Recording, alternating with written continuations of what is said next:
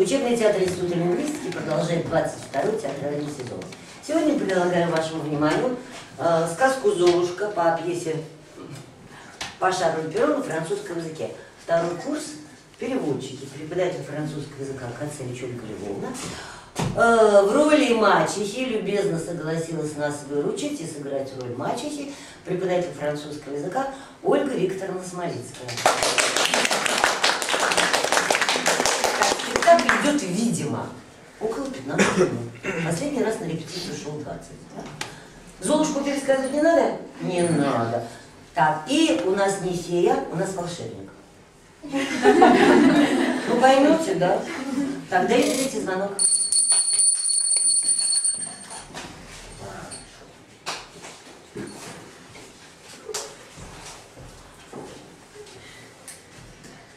Il était une fois un gentilhomme dont la femme était morte.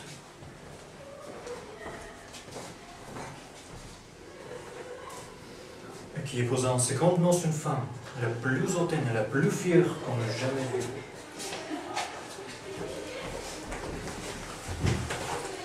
Il avait des fils de son amour à qui lui ressemblait en toutes choses. Le mari avait de son côté une jeune fille, d'une douceur et d'une bonté sans exemple. Il tenait cela de sa mère, qui était la meilleure personne du monde. Les noces faites, la belle-mère fit éclater sa mauvaise humeur. Elle ne put pas souffrir les bonnes qualités de cette jeune enfant qui rendait ces deux filles encore plus haïssables.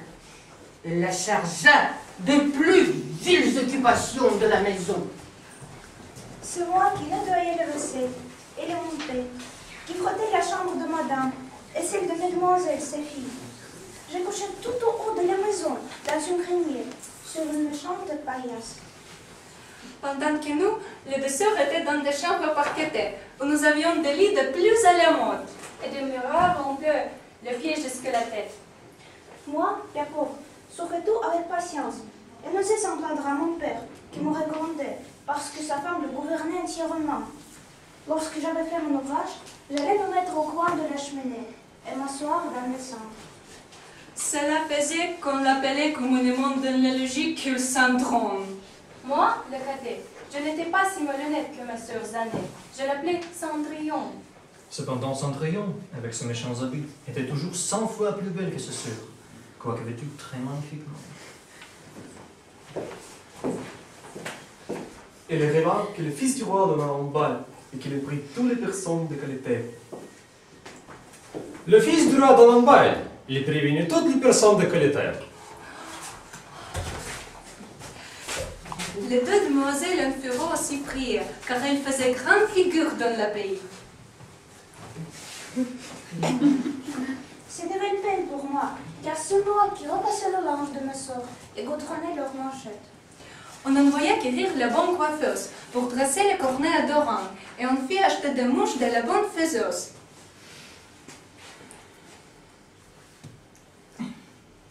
Le conseiller... On ne parlait que de la manière dont on s'habillerait. Moi, je mettrais mon habit de velours rouge et ma garniture d'Angleterre.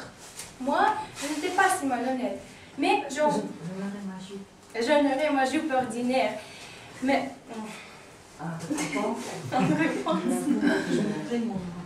Je montrais mon manteau à fleurs d'or et ma barrière de diamant qui est magnifique.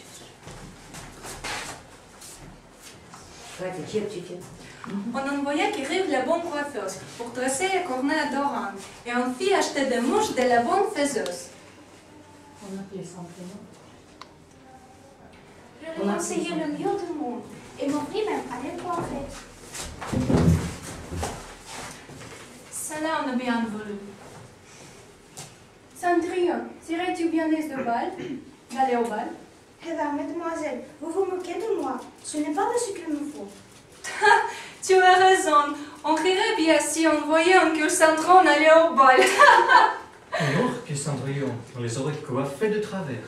Mais moi, j'étais bon et je le coiffais parfaitement bien. Nous étions transportés de joie. On rompit plus de 12 lacets à force pour nous serrer entre les tables du menu et nous étions toujours de bons miroirs. Enfin, l'heureux jour arriva. En partie. Je l'ai suivi des yeux le plus longtemps que je pus. Lorsque je ne le vis plus, je me mis à pleurer.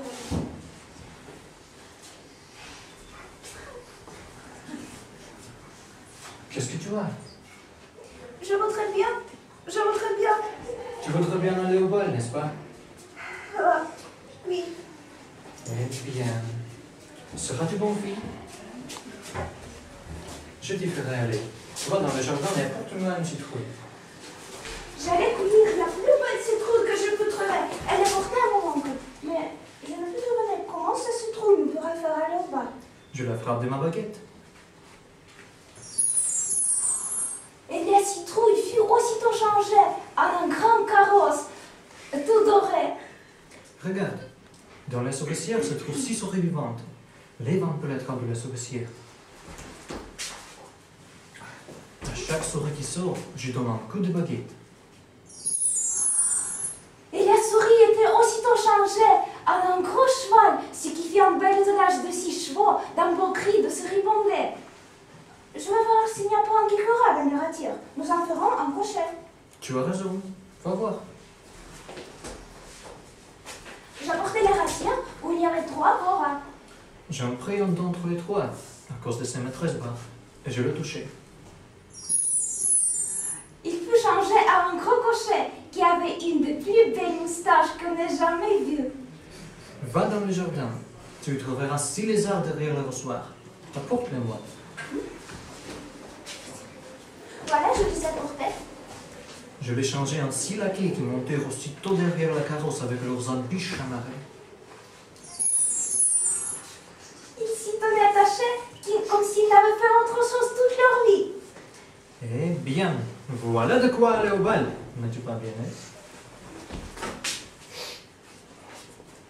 Oui, mais est-ce que j'aurais comme cela avec mes grands habits? Jeune fille, qui l'a touché avec ma baguette. Et mes habits furent changés en des habits tout drap d'or et d'argent, tout chamarrés de pierreries. Je te donne ensuite une paire de pantoufles en verre. Les plus jolies du monde. Ainsi paraît, je montais un carrosse. Je te recommande sur toute chose de ne pas passer minuit. Si tu demeures au bal un moment davantage, ton carrosse deviendra citrouille, tes chevaux de souris, des laquais, des lézards et tes vieux habits reprendraient leur première forme. Je promets à mon oncle que je ne manquerai pas de sortir du bal avant minuit.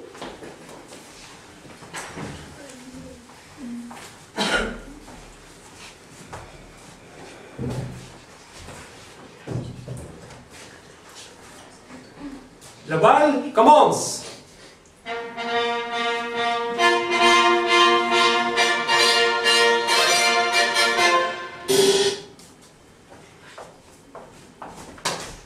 Non, c'est le serviteur.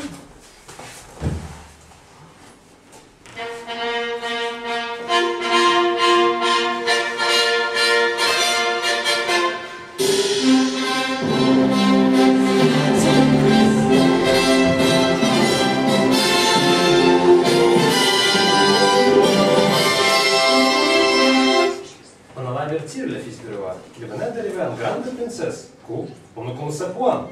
J'ai cru la recevoir.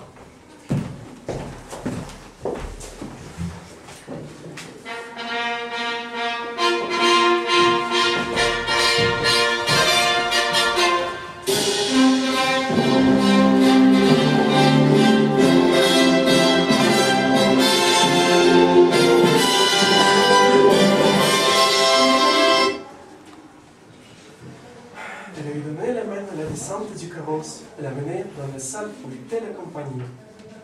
Il se fit alors un grand silence. On cessa de danser. Les violons ne jouèrent plus à contempler la grande beauté de cette inconnue. Ah, qu'elle est belle!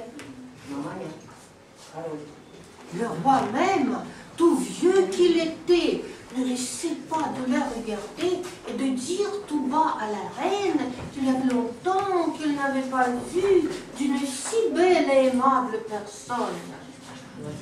Toutes les dames étaient attentives à considérer sa coiffure et ses habits pour pour ne voir dès le lendemain des semblables.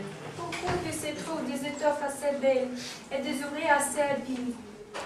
Le fils du roi l'a mis à la place la plus honorable et l'a pris pour l'amener danser.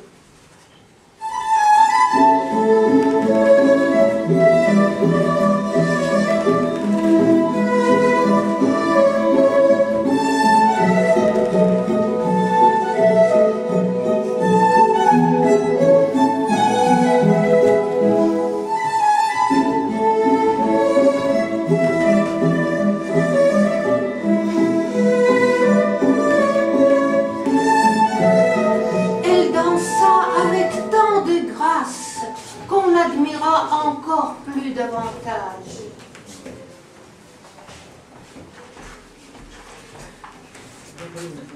Un important for bonne collation. Je prends ce manger pour en vérité écouter la considérer. J'allais m'asseoir auprès de ma soeur et leur fis mille le tété. Je lui fis part des oranges et des citrons que le prince m'avait donnés. Ça nous étonna fort, car nous ne la connaissions point.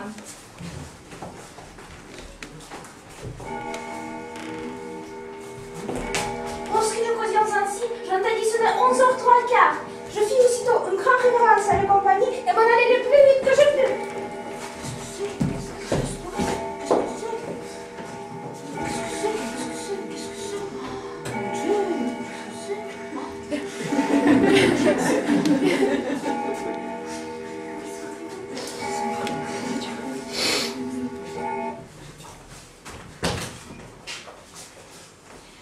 Dès que je fus arrivé, j'allais trouver mon oncle. Oncle, l'ayant remercié, je lui dis que je souhaiterais bien aller encore le lendemain au bal, parce que le prince m'avait prié. J'étais occupée à raconter à mon oncle tout ce qui s'était passé au bal. Mes soeurs. Mes soeurs frapèrent à la porte. J'allais leur ouvrir.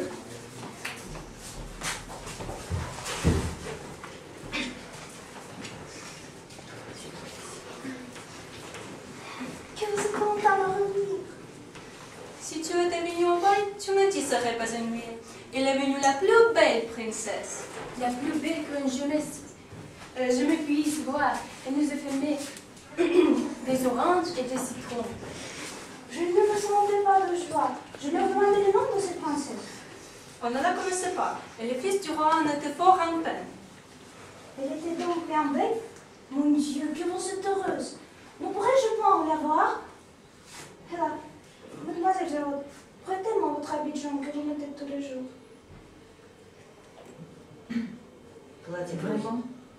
Vraiment? Vraiment, je suis de cet avis. Prêtez votre habit à un violin que Cendron comme cela. Il faudrait que je fusse bien folle. Je m'entendais bien à sur le feu. J'en fus bien aise, car je serais grandement intéressée si ma soeur eût bien voulu me prêter son habit. Le lendemain, les deux sœurs furent au bal.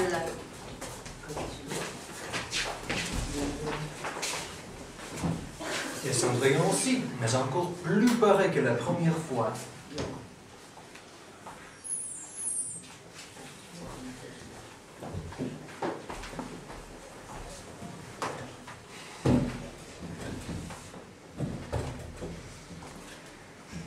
Le bal commence.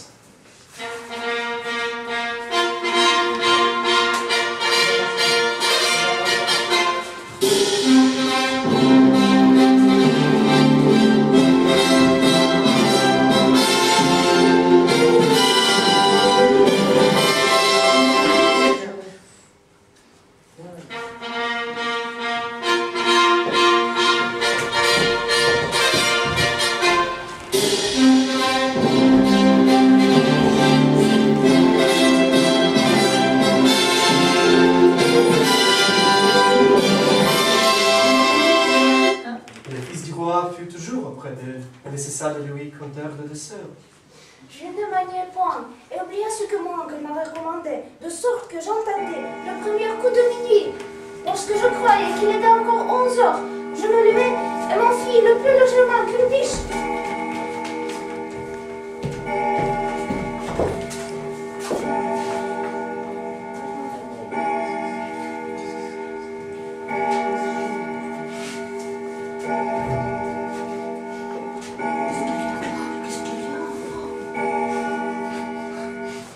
Je l'ai suivi, mais ne pus le attraper. Il laissa tomber une de ses pantoufles de verre, que je remissais bien soigneusement. On demanda au garde de la porte du palais si nous n'avons point vu sortir une princesse. On avait vu sortir personne, mais un jeune fille fort mal vêtue, qui avait plus l'air d'une paysanne que d'une demoiselle.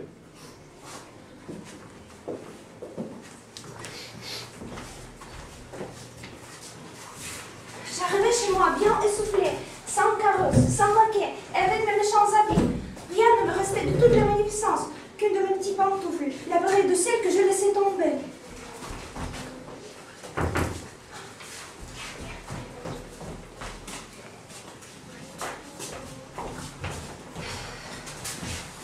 Quand mes deux sœurs revinrent du bal, je leur demandais si elles s'étaient encore bien diverties et si la méthode y avait été.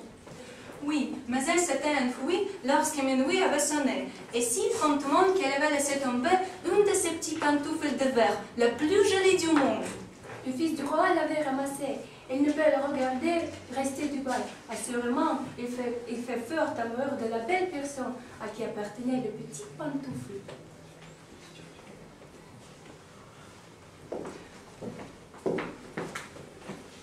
Peu de jours après, le fils du roi fit publier à son détrône qu'il posait celle dont les pieds seraient bien juste à la pantoufle.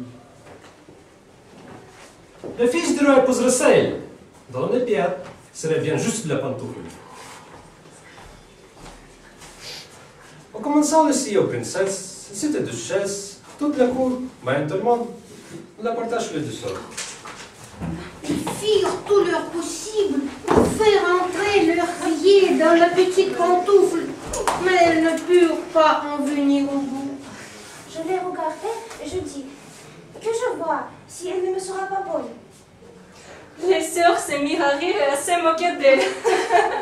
Gentilhomme, qui faisait essayer de la pantoufle, ayant regardé attentivement Cendrillon. Et, la trouvant fort belle, dit qu'il serait juste qu'elle avait ordre d'essayer à toutes les filles. Il fit asseoir Cendrillon et approcha la pantoufle de son petit pied. Il vit qu'il entrait son pain et qu'il était juste comme désiré. L'étonnement de deux sœurs fut grand. Mais plus grande encore quand elle tira de sa poche une autre pantoufle et la mit à son pied. Là-dessus arriva l'oncle, et ayant donné un coup de sa baguette sur les habits de Cendrillon, les fit venir encore plus magnifiques que tous les autres.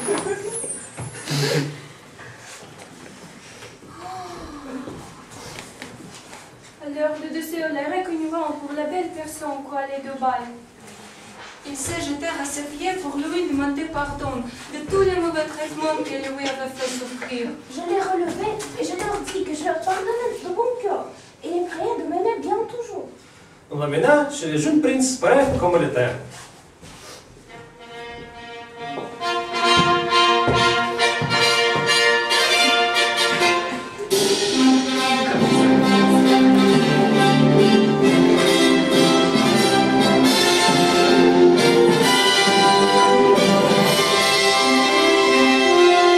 Je l'ai trouvée encore plus belle que jamais. Et peu de jours après, je l'épousai.